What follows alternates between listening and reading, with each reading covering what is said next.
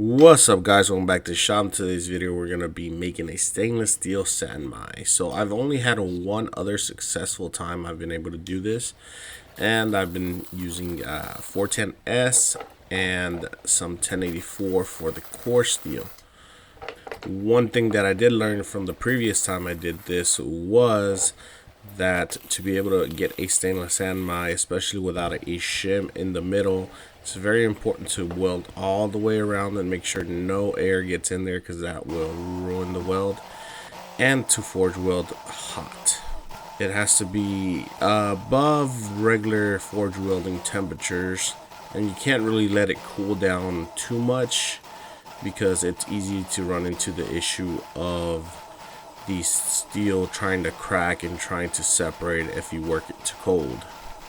One other thing that I haven't successfully done is actually forge it to shape. I tend to do a stock removal from the material. I did try to forge it in this video, but I really wasn't very confident in the way it was feeling, so I decided to just go ahead with the standard stock removal. I'm not really sure if you can forge it. I'm figure some people have a very specific way to work it to forge it out, but I'm just not quite there yet. Other than that, it goes like a charm, and all I have to do is work it extremely hot. That way I don't run the risk of any major big delaminations. So here's the part where I really tried to forge it more than I should have, and I start running into those areas you can see on the edges that end up cooling faster, and those areas tend to want to delaminate. But if you have experience with stainless sandmai or just working anything like this in particular, let me know in the comments down below if you can forge it. And if not, what route do you go? I know some people like to do a preform and then forge in the bevels. That way you can get some forging into it and to be able to manipulate the pattern. Here I just went with a standard stock removal. And because the piece of material that I had wasn't very big, I decided to go with a hidden tang knife.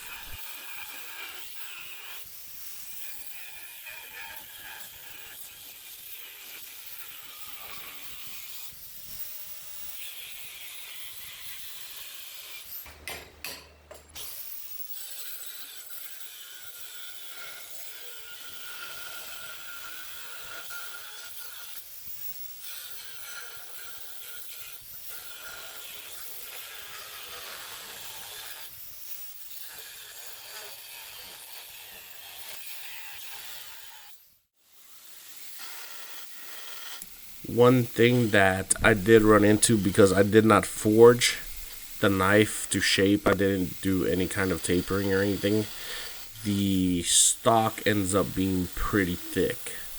And that is because of the way I decided to do 3 pieces of 1084 in the center, and because I went that route, the center was a little bit thicker than the outside pieces of steel, the stainless, and because of that I didn't want to over grind on the edges, because I knew I would run into the issue of grinding off the stainless. I didn't want to risk that.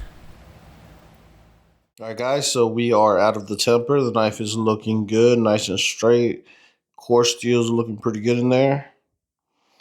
And overall, not too bad. I'm going to go on ahead and give it this finished grind. And I'm thinking about leaving a little bit of this forge scale on there. Maybe it'll look pretty cool. I don't know. We'll see. I'll start working it in. Other than that, we got some pretty good promise. It is still pretty beefy, but as long as I get a nice thin grind, it'll cut like a charm. So now that the knife is heat treated, I'm going to go on ahead and start grinding in just the edge to reveal my core steel. Since the core is significantly thicker than the cladding, it's not really difficult to be able to get a nice good core exposure. And once I get that core nice and situated, I go on ahead and start grinding in my bevels. Because this knife is gonna have some rough forge left in it, I'm gonna end up just bringing my bevels up about a little bit over halfway up. And because I'm not grinding the whole thing and I'm leaving some material on there, the spine is gonna stay relatively thick throughout the knife, which makes for a pretty good workhorse knife, though it is a little bit heavier than more of my standard chef's knives, which I try to make them as light as I possibly can. Because the knife is a little bit heavier than usual, I wasn't really happy with such a small tang, especially since I don't really put pins in my tangs. Some people do, some people don't. That's just by preference. So I ended up welding an extra piece of the core material. Actually, I think this is 5160, not 1084. Nonetheless, I end up adding this piece, and I extend the tang by about 1.5 inches. That way the knife tang goes through the majority of the handle, and you have a nice firm grip on the whole knife.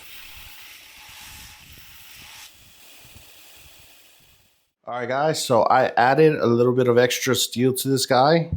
It's the same as the core steel. It's 5160. It's just a tiny little cutoff. Already cut it to size. I ended up adding like about 1.5 inches or so, just to make the tang a bit bigger, a bit longer. And we're going to start on our handle. So our handle is going to comprise of these two pieces. This is a spalted maple, I believe. Got a little bit of spalting on one side and a little bit more natural look on the other. And we're going to pair it with this piece of black dyed curly maple. I think the dark and the light is going to go well with the stainless and then the dark core I'm going to have on this after I etch it. So let's go on ahead and start our fit up.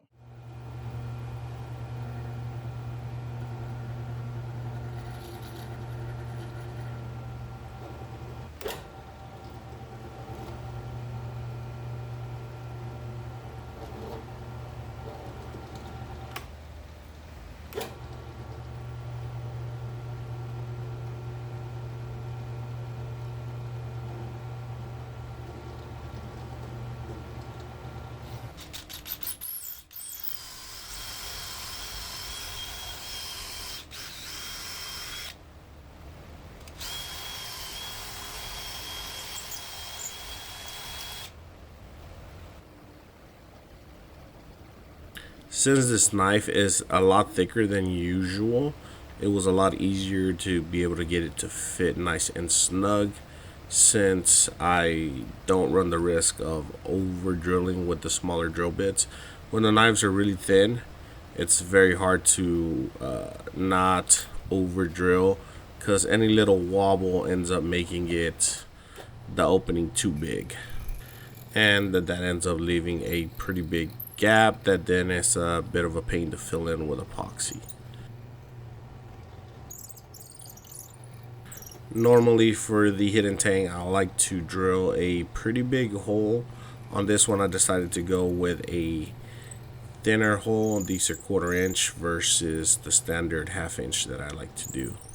Just trying out something a little different and hoping to get a tighter fit, and I was pretty happy with the results. And since the fit is pretty tight, I don't have to bed the tang on this one. Overall, I was happy with the results, so we're going straight to just gluing the two pieces together with some CA glue and some activator. One thing I did forget was to put any wax on the blade, but fortunately nothing really stuck to it, so it tapped out pretty easily. And overall gave me no issues and gave me a very nice tight fit where I didn't have any kind of wobble.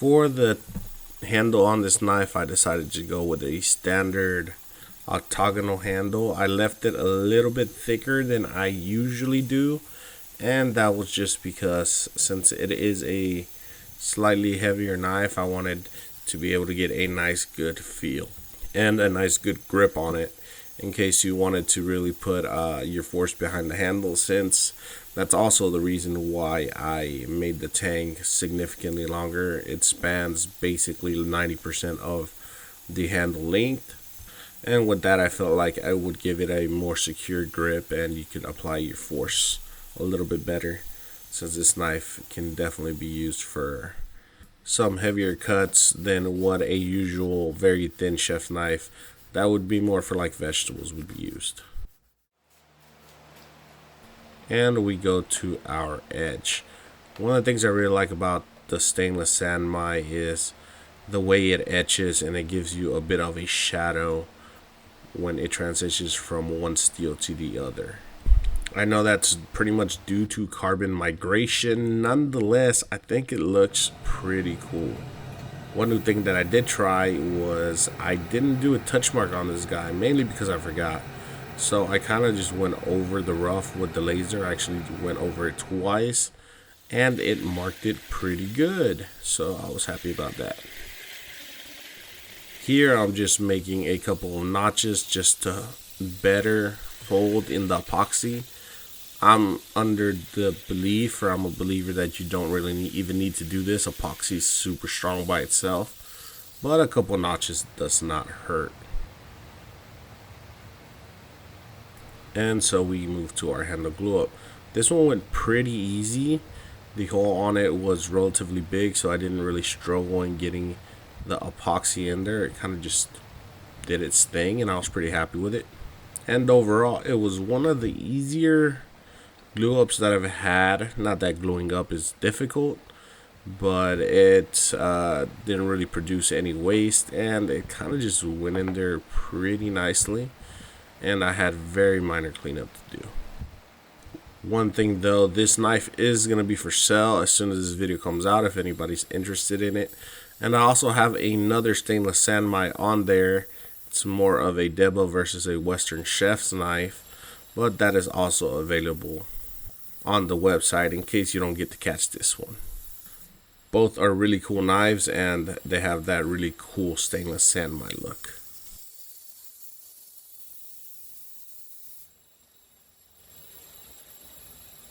Overall, I was pretty happy with the sharpening process. It went fairly well. Sharpened it up to 1000 grit, 220 on the machine, then the rest with the diamond stone and a leather strop, and it cuts very beautifully. And overall, here is a final look at the knife. I'm very happy with the way it turned out. The grind is pretty even. It's a little bit off towards the tip. One side ended up grinding a little bit more than the other, but overall it's a very nice beefy knife with a very nice beefy handle. And it was a great learning and practice experience with working stainless sanmai, and I'll be working to make thinner ones in the future. But that's it for this one. Thank you very much for watching. I greatly appreciate you guys, and I will catch y'all on the next one. Peace.